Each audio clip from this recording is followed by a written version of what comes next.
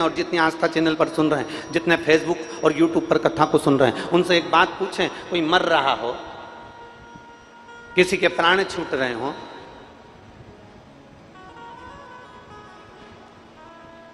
और उससे पूछा जाए तुझे 2 सोने के हार बनवा दूं,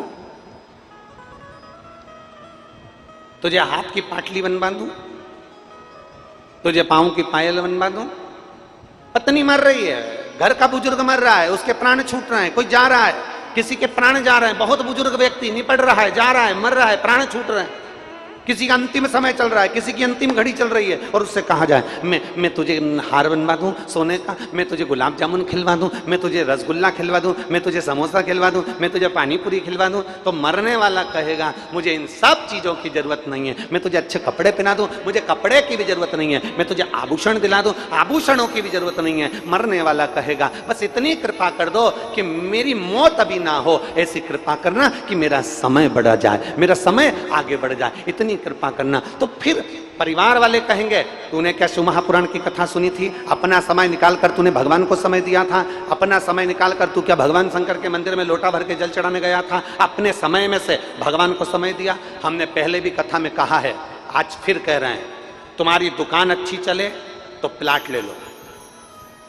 तुम्हारी दुकान अच्छी चले तो पत्नी के जेवर बनवा दो, तुम्हारी दुकान अच्छी चले तो बच्चा बच्ची की एफडी बनवा दो, तुम्हारी दुकान अच्छी चले तो फिर कहीं LIC करवा लो, तुम्हारी दुकान अच्छी चले तो जमीन खरीद लो, तुम्हारी नौकरी अच्छी चले तो पत्नी के जेवर बनवाओ, तुम्हारी नौकरी अच्छी चले तो तुम जमीन प्लाट ले लो, तुम्हारी नौकरी अच्छी चले तो तुम जो सामान लेना है वो ले लो, तुम्हारी नौकरी अच्छी चले तो बेटा बेटी को अच्छी एजुकेशन करा दो, तुम्हारी नौकरी अच्छी हो तो बच्चों को पढ़ाओ लिखाओ, बच्चों को अच्छा बनाओ, बच्चों की FD कराओ।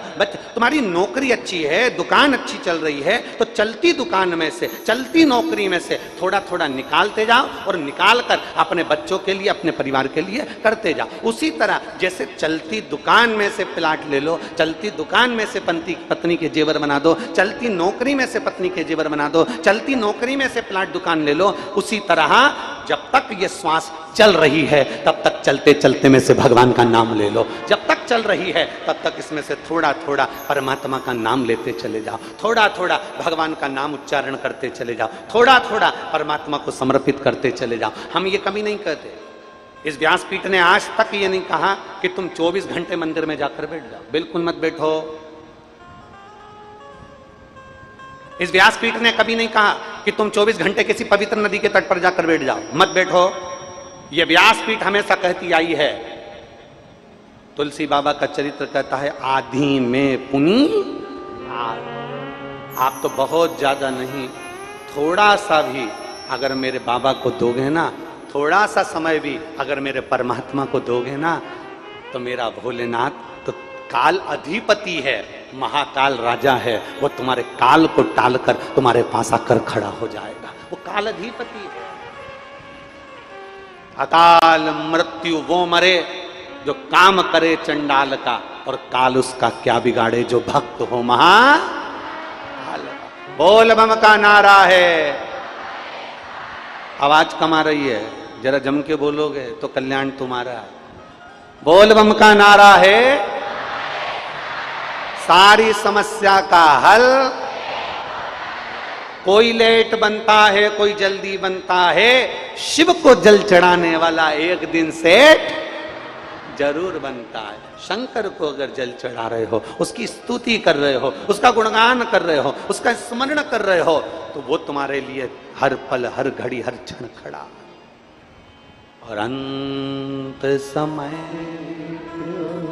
ऐ दीनानाथ तुम चुप हो, मेरी जीजियां और जीजा जितने बैठे हैं सब बोलेंगे, अंत समय आना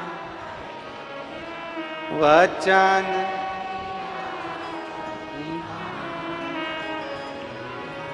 आए ना आए कुटुंब कभी, अंत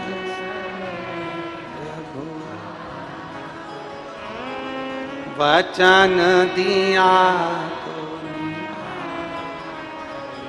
तो बस वो अंत समय हमें जेवर नहीं चाहिए, अंत समय हमें दौलत नहीं चाहिए, अंत समय हमें कुछ भी नहीं चाहिए, अंत समय ना हमें गुलाब जामुन ना समोसा ना तुम्हें कुछ सामान चाहिए, अंत समय तो केवल इतना चाहिए बाबा कृपा करना, अंत समय तेरी कृपा बरसा देना, थोड़ी श्वास मिल जाए तो उसमें मैं भगवान आपका गुणगान कर लूं, थोड़ा भजन कर लूं, थोड़ा स्मरण कर लूं, थोड़ा कीर्तन कर लूं, थोड़ा मंत्र जाप कर लूं, थोड़ा नाम जाप कर लूं, थोड़े मंत्र में डूब लूं, इससे ज्यादा कुछ नहीं चाहिए, कुछ भी नहीं।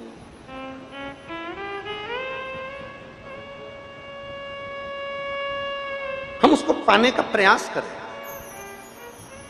हम उसको प्राप्त करने का प्रयास करें।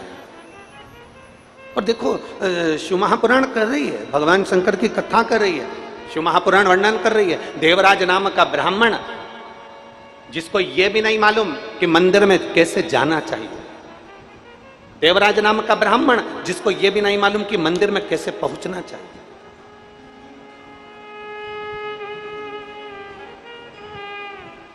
देवराज नाम का ब्राह्मण जिसको नहीं मालूम कि मंदिर में कैसे जाना चाहिए, देवराज नाम का ब्राह्मण जिसको नहीं मालूम कि मंदिर में कैसे पहुंचना चाहिए, देवराज नाम का ब्राह्मण जिसको नहीं मालूम कि मंदिर में बैठकर स्तुति कैसे करना चाहिए, उसको नहीं मालूम था। वो तो अनभिज्ञ था, चोर था, ब्राह्मण कुल में जन्म तो हो गया था पर चोरी से पीछे नहीं हटा, चोरी का धन लेकर मंदिर में पहुंच गया। शिव महापुराण की कथा कहती है मंदिर में कैसे जाना, तो चोरी का धन लेकर नहीं। शिव महापुराण की कथा कहती है, फिर निवेदन कर रहे हैं, जो ओमकारेश्वर बाबा की पवित्र भूमि पर कहा था वो इस गंगई की पवित्र धरा पर कह रहे हैं कि भगवान के मंदिर में चोरी का सामान लेकर नहीं जाना, अर्थात देवराज जैसी गलती मत करो, चोरी का सामान लेकर हमें मंदिर में नहीं जाना, अर्थात किसी दूसरे के बगीचे में से फूल तोड़कर नहीं ले जाना, किसी दूसरे के बगीचे में से पुष्प तोड़कर नहीं ले जाना, चोरी से फूल चुरा कर नहीं ले जाना, अर्थात हमारे घर में जो हो, हमारे घर में फूल है हम फूल देंगे, हमारे घर में पत्ती है हम पत्ती देंगे, हमारे घर में कुछ भी नहीं जल है हम जल देंगे, हमारे घर में बेलपत्र है बेलपत्र देंगे, जल नहीं बेलपत्र नहीं पुष्प नहीं लोटा नहीं, तो बाबा ने हमको जो शरीर दिया है उससे 3 बार हम ताली बजा देंगे, और हम ताली भी नहीं बजा सकते तो बाबा ने हमको मुख दिया है, बोल बम का नारा है, हम बाबा को इतना दे सकते हैं।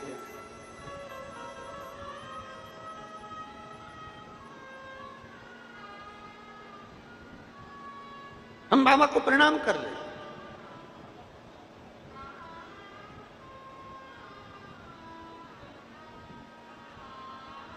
हम बाबा को नमन कर ले। कई माताएं कहती हैं कि भगवान को फूल चढ़ाना जरूरी है, शिव महापुराण की कथा कहती है दूसरे के बगीचे से तोड़कर फूल चढ़ाना श्रेष्ठ नहीं है। कई माताएं कहती हैं भगवान शंकर को बेलपत्र चढ़ाना जरूरी है, हम कहते हैं बेलपत्र चढ़ाओ, मना नहीं है, पर एक निवेदन है, आपने अपनी जिंदगी में बेलपत्री के कितने पेड़ लगाए, आपने अपनी जिंदगी में बेलपत्री के कितने वृक्ष लगाए, पहले वो जरूरी है।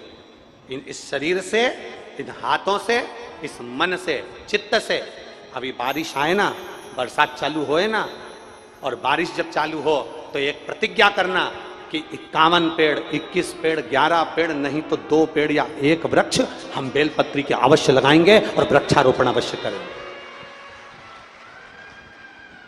और नेताओं जैसा वृक्ष नहीं लगाएंगे, नेताओं का वृक्ष लगाना अलग होता है, वृक्ष लगाते हैं, फोटो खिंचाते हैं, 15 दिन बाद वृक्ष को बकरी खा जाती है।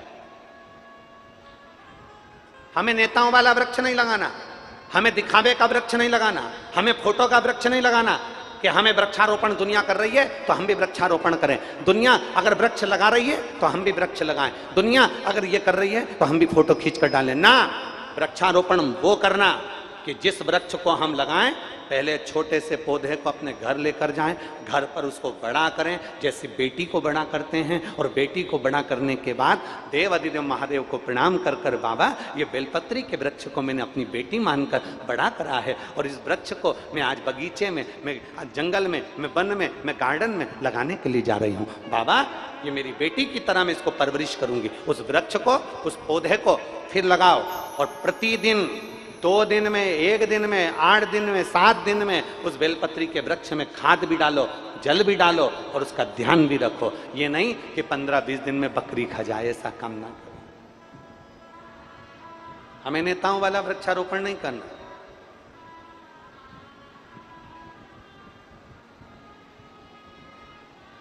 और शंभो शरणे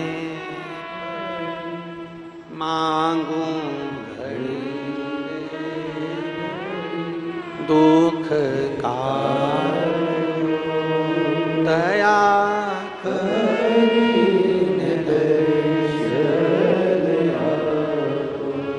शंभो शरणे मांगू घड़ी दुख का दया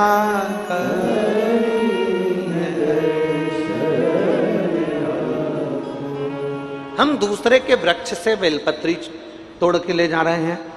पहले वृक्ष लगाओ, तब किसी के यहां से बेलपत्र लेकर आओ। पहले बेलपत्र का वृक्ष लगाइए, फिर बेलपत्र लेकर जाइए।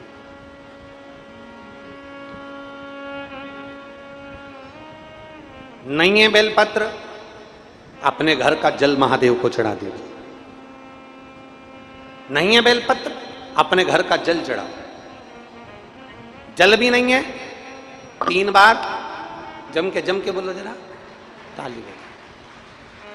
3 नाद, हाथ के जो 3 नाद होते हैं, ताली जो बजाई जाती है, मेरे देवाधिदेव महादेव समझ लेते हैं कि आपने सारे वेद और पुराण और शास्त्र पढ़कर मुझे दे दिए हैं। ताली का नाद देवाधिदेव महादेव के मंदिर में आप कर दीजिए। वो भी नहीं कर सकते तो मुख से बोलो, हर हर महादेव, बम बम। मुख से बोल लो, महादेव समझ जाएंगे कि तू मेरा। एक लोटे जल की महत्वता क्या होती है, एक लोटे जल का आनंद क्या होता है, एक लोटे जल की पूर्णता क्या होती है, एक लोटा जल जब हम महादेव को समर्पित करते हैं उसका आनंद क्या होता है। ये उसकी कृपा है, ये उसकी दया है, ये उसकी करुणा है, ये उसकी उदारता है। लोग तुमसे पूछें कि एक लोटे जल का महत्व क्या है, लोग तुमसे कहें कि बेलपत्री खाने से क्या होता है, दुनिया के लोग कहें शिवपुराण सुनने से क्या होता है, उनको बताना जब व्यक्ति पूरी आस छोड़ देता है और भोलेनाथ पर जब आश्रित हो जाता है तब 25 साल के बाद भी औलाद जन्म ले लेती है। यह प्रमाण है शास्त्र। आप दिल से पुकार रहे हैं, दिल से निवेदन कर रहे हैं, दिल से प्रार्थना कर रहे हैं, दिल से मेरे देवाधिदेव महादेव के मंदिर तक जा रहे हैं, दिल से उसको निवेदन कर रहे हैं, दिल से उसको नमन कर रहे हैं, तो चिंता ना करिए।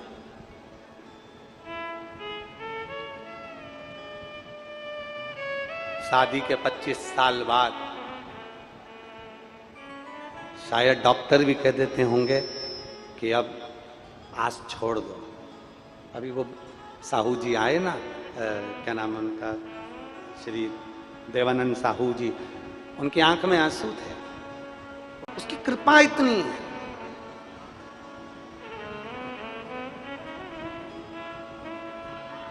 शिव कथा क्या देती है? दुनिया के लोग चाहे शिव महापुराण की कितनी भी निंदा करें, कितना भी अपशब्द कहें, आप उनसे कह सकते हो कि शिव महापुराण क्या देती है? एक विश्वास देती है शंकर जी के प्रति, और दूसरा जो हार चुका है, जिसने आशा ही छोड़ दी, उसके चेहरे पर प्रसन्नता देती है शिव महापुराण की। उसके चेहरे पर स्माइल देती है शिव महापुराण की कथा, और वो प्रसन्नता व्यक्ति के जीवन में एक आनंद ताला कर देती है। कौन देगा? वो कह रहे हैं कि मैंने आस छोड़ दी थी, मेरे यहाँ औलाद नहीं होगी, मैंने सोच लिया था संतान, पर क्या जल, क्या शंकर को चढ़ाया गया जल बस निवेदन है, विश्वास के साथ चढ़ाना, भरोसे के साथ चढ़ाना, दृढ़ता के साथ चढ़ाना। आप में से कितनी माताएं, कितने भाई, कितनी बहन, कितने जीजा, कितनी जीजी हैं जो शिव जी को रोज जल चढ़ाती हैं? जरा हाथ उठाएं। जाया करो, नियम बनाओ, बहुत जरूरी है। और फिर निवेदन करेंगे, तुम्हारी दुख की घड़ी में सियोर वाला महाराज तुम्हारे पास में नहीं होगा। तुम्हारी दुख की घड़ी में कोई दुनिया का महाराज, कोई दुनिया का कथाकार, कोई दुनिया का संत महात्मा तुम्हारी दुख की घड़ी में तुम्हारे साथ नहीं होगा। और इतना याद रखना, तुमने जो 1 लोटा जल महादेव को चढ़ाया है, वो महादेव तुम्हारी दुख की घड़ी में तुम्हारे साथ होगा। कोई तुमसे कह दे कि तेरे साथ मैं खड़ा हूं ना, बिल्कुल मत मानना। कोई तुमसे कह दे कि तेरे साथ मैं खड़ी हूं, बिल्कुल मत मानना। दुख की घड़ी में, तकलीफ की घड़ी में, कष्ट की घड़ी में केवल एक साथ देता है, और वो मेरा शंकर, मेरा ओघड़दानी, और तुम्हारे भीतर का विश्वास, तुम्हारे भीतर का शिव, तुम्हारे भीतर की आत्मा, तुम्हारे भीतर का चित्त, तुम्हारे भीतर का परमात्मा तुम्हारा साथ देता है। बाकी की दुनिया के लोग कभी तुम्हारा साथ नहीं दे सकते। दुनिया के लोग केवल निंदा कर सकते हैं, बुराई कर सकते हैं, पर दुनिया के लोग साथ नहीं दे सकते। साथ देगा तो तुम्हारा आत्मविश्वास, साथ देगा तो तुम्हारा भरोसा, साथ देगी तो तुम्हारी दृढ़ता, और साथ देगी तो तुम्हारी शंकर की अविरल भक्ति। एक लोटा जल लेकर महादेव के मंदिर में जितने विश्वास के साथ जाओगे, जितने भरोसे के साथ जाओगे, मेरा महादेव तुम्हारे साथ में रहेगा। और खाली ना जाता कोई दर से तुम्हारे, खाली न जाता कोई दर से तुम्हारे, मैं भी खड़ी हूँ लगे पाए अपने हृदय से, लगा लो गिरा जा रहा हो, उठा लो भोले अपने दर से, अब तो ना टालो गिरी जा रही हो, आज विश्वास को प्रकट करो, अपने भीतर की श्रद्धा को प्रकट करो, अपने भीतर के भरोसे को प्रकट करो। तुम सियोर महाराज पर भरोसा मत करो, तुम पंडित पर, हमारे पर भरोसा मत करो। तुम ये मत सोचो कि हमारे दुख के समय पर प्रदीप मिश्रा आ जाएंगे या पंडित जी आ जाएंगे। ना, तुम्हारे दुख के समय पर तुमने जो कथा सुनी है, तुम्हारे दुख के समय पर तुमने जो शिव को जल चढ़ाया है, तुम्हारे दुख के समय पर तुमने जो परमात्मा को भजा है, तुम्हारे दुख के समय पर तुमने जो शिव की भक्ति करी है, बस वो साथ देगा। बाकी का दुनिया का कोई साथ नहीं देगा। साथ तो तुम्हारा शंकर ही देगा, बाकी का कोई नहीं देगा। कौन देगा?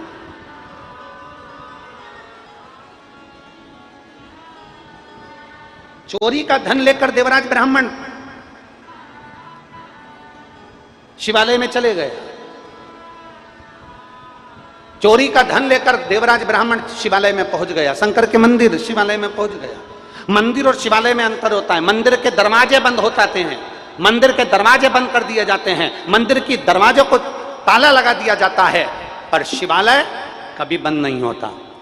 आपके छत्तीसगढ़ में एक चीज देखने को मिलती है, छत्तीसगढ़ की पवित्र भूमि पर देखने को मिलती है, गंगा के घाट पर देखने को मिलती है, माई नर्मदा के घाट पर देखने को मिलती है, माई सरयू के घाट पर देखने को मिलती है। माई नर्मदा, सरयू, कावेरी, मंदाकिनी, गोदावरी, गंगोत्री, इनके घाट पर देखने को मिलती है। और अगर देखना हो तो छत्तीसगढ़ की पवित्र भूमि पर देखने को मिलती है। क्या देखने को मिलता है? कभी आप जज करिएगा। आप गाड़ी से जा रहे हो, जाते जाते, चलते चलते आप देखिएगा कि कहीं सियोर वाला महाराज झूठ तो नहीं बोल रहा। आप अंदाजा लगाइएगा, छत्तीसगढ़ की भूमि पर और पवित्र पवित्र नदी, गंगा, यमुना, कावेरी, सरयू, नर्मदा, सिंधु, जितनी पवित्र नदियां, इन सारी नदियों, क्षिप्रा आदि सारी नदियों पर देखिएगा कि मंदिर में ताले लगे मिलेंगे, मंदिर का दरवाजा बंद मिलेगा, पर छत्तीसगढ़ में जो छोटे छोटे तालाब बने रहते हैं, छत्तीसगढ़ में जो छोटे छोटे जलाशय बने होते हैं, छोटे छोटे सरोवर बने होते हैं, छोटे छोटे तालाब बने होते हैं, उस सरोवर के पास में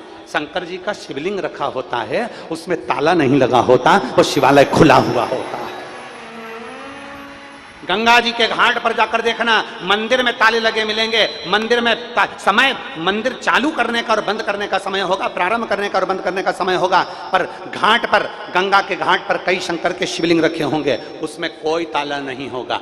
माँ कावेरी के तट पर, सरयू के तट पर, क्षिप्रा के तट पर, नर्मदा जी के तट पर, माँ मंदाकिनी के तट पर, माँ गोदावरी के तट पर कई शंकर के शिवलिंग रखे होते हैं, जिनमें ताले नहीं लगते, जिनका दरवाजा बंद नहीं होता, जिनकी चौखट बंद नहीं होती, क्योंकि वो मंदिर नहीं, वो शिवालय है। मंदिर बंद हो सकता है पर शिवालय बंद नहीं होता। शिवालय का मतलब होता है अपने माँ बाप का कमरा, अपने माँ बाप का कक्ष, अपने माँ बाप का घर। और याद रखना, भाई अपना घर बंद कर सकता है, बहन अपना घर बंद कर सकती है, रिश्तेदार अपना घर बंद कर सकते हैं, पर तुम्हारी दुख की घड़ी में भी तुम्हारा माँ बाप कभी अपना घर बंद नहीं करेंगे। वो हाथ पे साथ रखेंगे, आ मैं हूं मेरे तेरे साथ। घर की माँ कह देती है चिंता मत करना बेटा, मरने की मत सोचना बेटा, कर्जा हो गया ना कोई बात नहीं, तकलीफ हो गई ना कोई बात नहीं, कुछ हो गया ना कोई बात नहीं। घर की माँ कह देती है तू चिंता मत करना, मैं बैठी हूं ना, चिंता मत कर, मैं रकम बेच दूंगी पर मेरे बेटे को मरने नहीं दूंगी, बेटा चिंता मत करना। बाप कहता बेटा तू चिंता मत करना, ये जमीन किसकी है, तेरी तो है, तू चिंता मत कर, हो गया ना कर्जा, हो गई ना तकलीफ, कोई बात नहीं, ये जमीन बेच दूंगा तो चिंता मत करना। केवल एक माँ बाप ऐसे होते हैं जो अपने बेटे के लिए अपना दरवाजा खुला रखते हैं। तुम्हारे कमरे को तुम जितनी बहुएं बैठी हैं, जितने बेटा बैठे हैं, जितनी बूढ़ी माँ बैठी हैं, मैं सबको कहना चाहूंगा, बहू बेटा बेटा बेटी सबका दरवाजा अंदर से बंद कर कर सोते हैं, पर घर का जो बुजुर्ग होता है माँ बाप, वो अपना दरवाजा बंद कर कर नहीं सोते, मेरे बच्चों को कब मेरी जरूरत पड़ जाए, मेरी संतान को मेरे बच्चों को कब जरूरत पड़ जाए। इसलिए मंदिर का दरवाजा बंद हो सकता है, मंदिर का द्वार बंद हो सकता है, पर शंकर का द्वार शिवालय कभी बंद नहीं होता। उसको शिवालय कहा जाता है, मतलब तुम आओ और मुझ में लय हो, मेरा भजन मेरा स्मरण तुम मुझे दिल से पुकार लो। समय नहीं है, लोग कहते हैं शंकर जी के पूजन का क्या समय है, शंकर जी को भजने का क्या समय है, शंकर जी को पुकारने का क्या समय है। शिव महापुराण की कथा कहती है सबको पुकारने का समय है, पर शंकर को पुकारने का समय नहीं होता, क्योंकि दुख मौत कब आती है किसी को नहीं मालूम। इसलिए उसको जब चाहो जब पुकारते रहो, हर श्वास में उसका भजन करते रहो, भजो उसको, स्मरण करो उसका, नाम कीर्तन करो उसका, जपते रहो श्री शिवाय नमस्तुभ्यम, जपते रहो श्री शिवाय नमस्तुभ्यम, जपते रहो ओम नमः शिवाय, जपते रहो नमः शिवाय, जपते रहो भगवान का नाम, जपते रहो उमा महेश का नाम, जपते रहो मेरे गौरी शंकर का नाम।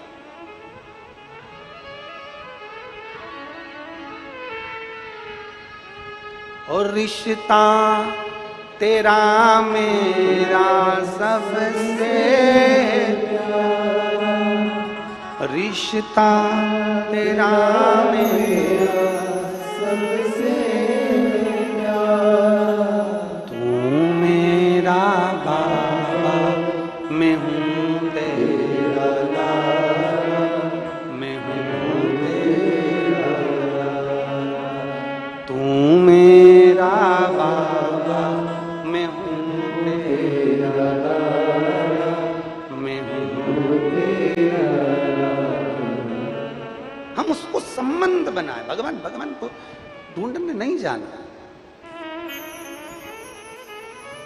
कहीं मत जाओ।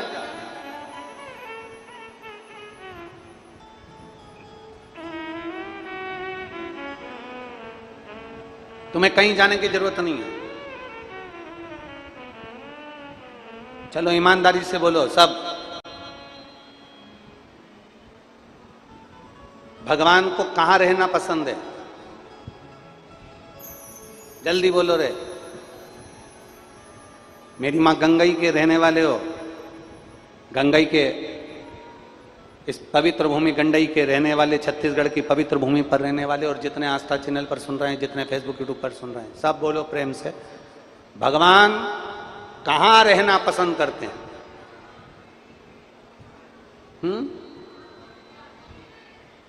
मंदिर में, अपने भक्त के दिल में। धन्यवाद जी आपको बहुत बहुत साधुवाद, बहुत बहुत साधुवाद। भगवान मंदिर में रहना पसंद नहीं करते,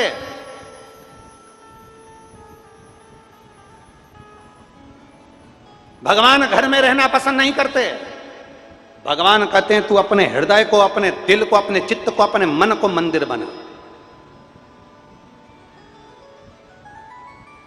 अपने दिल को मंदिर बना, अपने मन को मंदिर बना, अपने हृदय को मंदिर बना। और याद रखना इस मंदिर में क्या होता है, इस मंदिर में होता क्या है। जैसे मंदिर को साफ रखा जाता है, उसी तरह अपने दिल को जम के बोलो जरा, साफ रखिए। मंदिर में कचरा नहीं होने देना है तो मन में भी कचरा मत होने दो। काम, आसक्ति, लोभ, तृष्णा, निंदा, ईर्ष्या, ये सब दूर कर दो। ईर्ष्या, निंदा, चुगली सब दूर कर दो। और कोई चुगली करने वाला, कोई निंदा करने वाला, कोई ईर्ष्या करने वाला आपके पास में आकर आपको ढेर सारा प्रवचन भी देना, सत्संग भी दे, तो मोहम्मद बैठना कहीं उसका गुण हमारे पास ना आ जाए। ईर्ष्या, निंदा, चुगली, अहंकार, लोभ, तृष्णा, वासना, आसक्ति, इनसे दूर हो जाओ। मंदिर को साफ रखो, उसी तरह अपने दिल को जम के बोलो जरा, साफ रखो। मंदिर में रोज जाते हो, प्रणाम करते हो, उसी तरह थोड़ी देर अपने हृदय में भी प्रवेश करो। क्या मैंने अच्छा, सत्य में अपने हृदय में प्रवेश करना, क्या मैंने दुनिया का बुरा तो नहीं कर दिया, मैंने किसी को गाली तो नहीं दे दी, मैंने किसी को अपशब्द तो नहीं कह दिया, मेरे भीतर कहीं ईर्ष्या बहुत सारी प्रकट हो रही है और उसमें मैं अपशब्द कहे जा रहा हूं, वो श्रेष्ठ तो नहीं है। अपने भीतर मंदिर में प्रवेश करो, अपने मंदिर में जाइए, अपने भीतर, अपने हृदय में, अपने चित्त में, अपनी वृत्ति में प्रवेश करिए।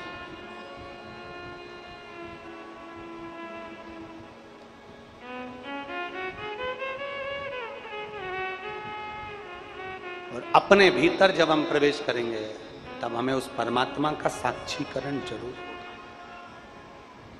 मंदिर साफ रखिए तो दिल को भी साफ रखिए।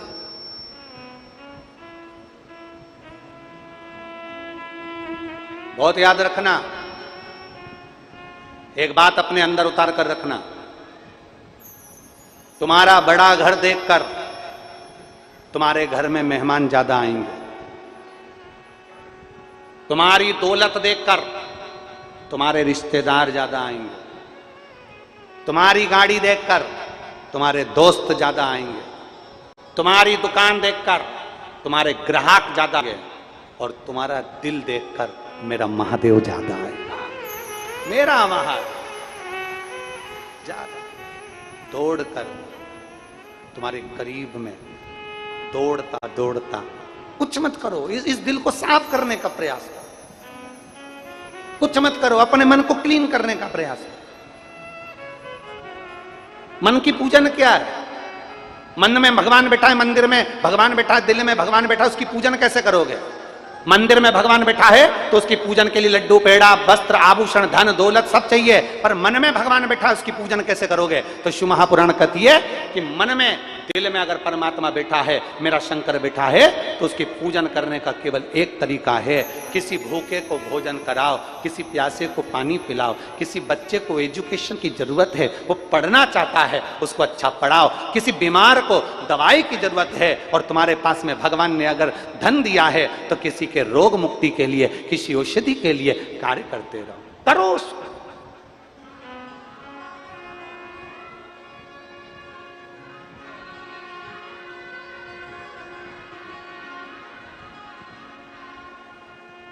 हम धन्यवाद देंगे कई जगह पर, महाराष्ट्र के, चाहे बलगांव में जोशी परिवार हो, चाहे पुणे का परिवार हो, चाहे औरंगाबाद का नारखेड़े परिवार हो, आधिकारिक जितने भी महाराष्ट्र में और छत्तीसगढ़ में कई गांव, कई परिवार ऐसे थे जिन्होंने 16 तारीख को हमारा जन्मदिन था, तो जन्मदिन के अवसर पर कई जगह पर उन्होंने कहीं नेत्र शिविर, कहीं कोई शिविर, कहीं कोई शिविर, लोगों को स्वस्थ रहने के लिए, निरोग रहने के लिए, उनके बीमारी को दूर करने के लिए कई जगह पर लोगों ने शिविर लगाए। उन सबको हमारा धन्यवाद है, साधुवाद है, बहुत बहुत साधुवाद, धन्यवाद।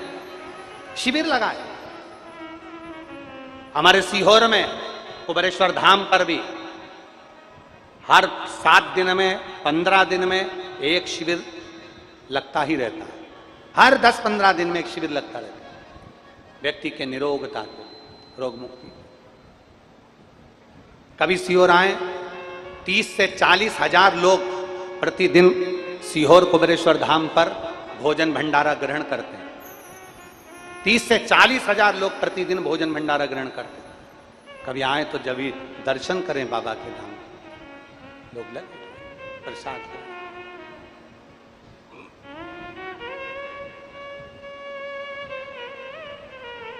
कभी बन सके इस दिल में जो महादेव बैठे हैं उसकी पूजन का केंद्र बिंदु है हम दूसरे के हित में कार्य करें। कभी बन सके अपने मोबाइल पर 10 तरह का मैसेज हम करते हैं, उसमें से एक मैसेज मेरी गौ माता की रक्षा के लिए भी करना प्रारंभ करिए।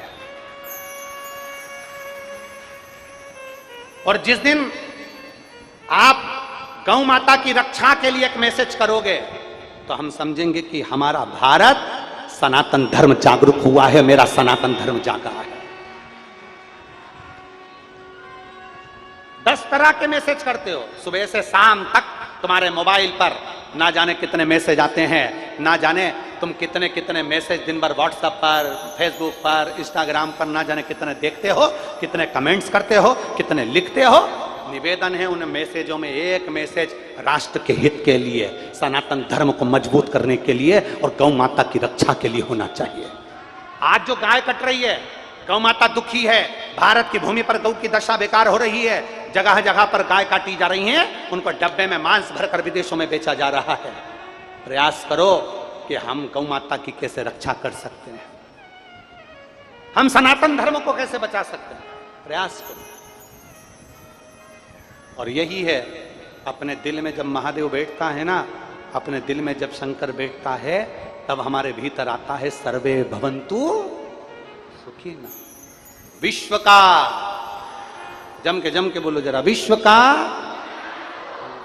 धर्म की, अधर्म का, प्राणियों में विश्व का, तब हमारे भीतर ये भाव प्रकट होता है।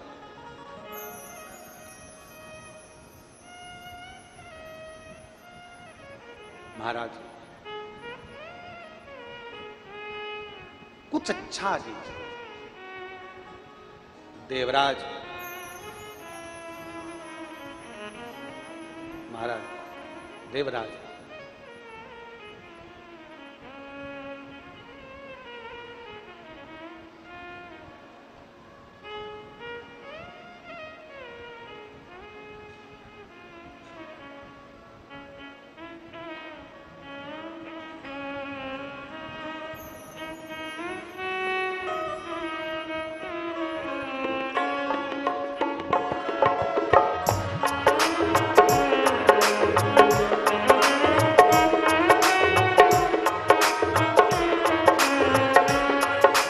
भोले प्रेम से डमरू बजा दे, ये तो क्या होता।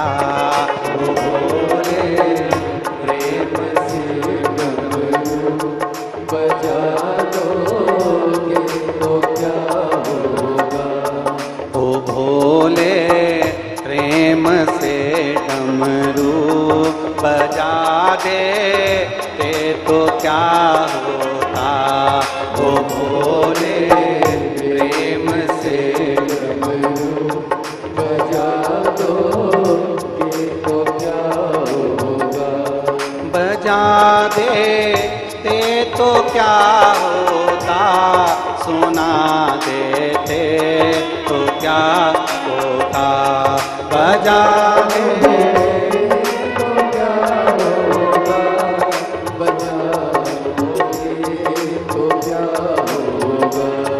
बजा देते तो क्या होता, सुना देते तो क्या होता।